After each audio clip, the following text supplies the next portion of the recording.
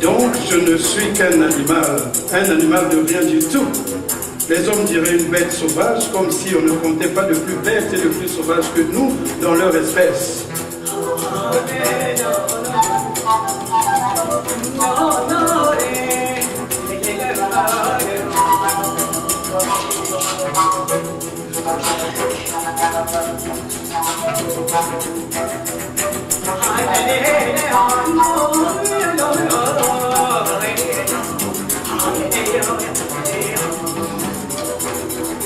Pour eux, je ne suis qu'un porc-épic et puisqu'ils se fient qu'à ce qu'ils voient, ils déduiraient que je n'ai rien de particulier, que j'appartiens au rang des mammifères munis de longs piquants.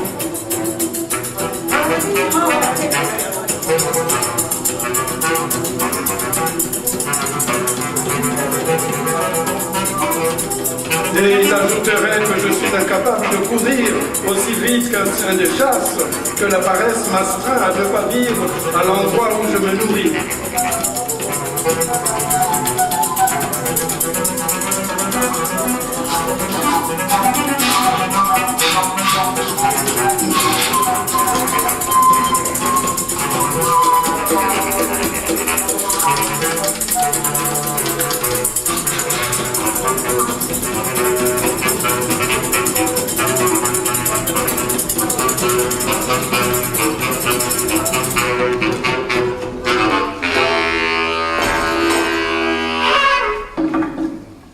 J'appartiens plutôt au groupe des doubles nuisibles. Nous sommes les plus agités, des doubles les plus redoutables, les moins répandus aussi.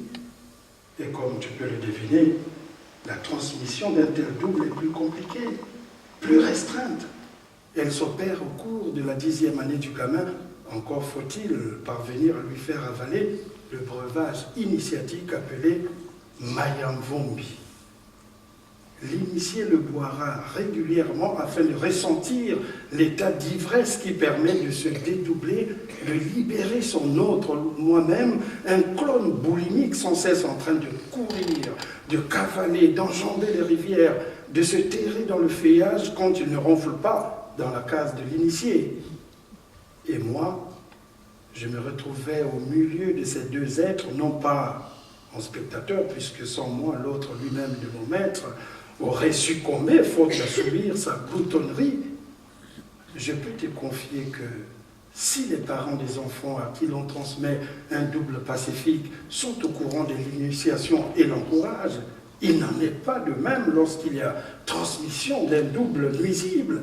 Ici, elle s'opère contre le gré du gamin, se déroule à l'insu de sa mère, de son frère, de ses sœurs, les êtres humains dont nous devenons alors l'incarnation animale ne se laisseront plus habiter par les sentiments comme la pitié, la commisération, le remords, la miséricorde. Ils jongleront avec la nuit et, une fois la transmission accomplie, le double nuisible devra quitter le monde animal afin de vivre loin de l'initié. Il remplira sans protester les missions que celui-ci lui confiera. Depuis quand d'ailleurs a-t-on vu son double nuisible dédire l'homme de qui il tient son existence?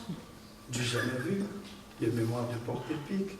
Et il n'y a pas que les éléphants qui possèdent une mémoire fiable.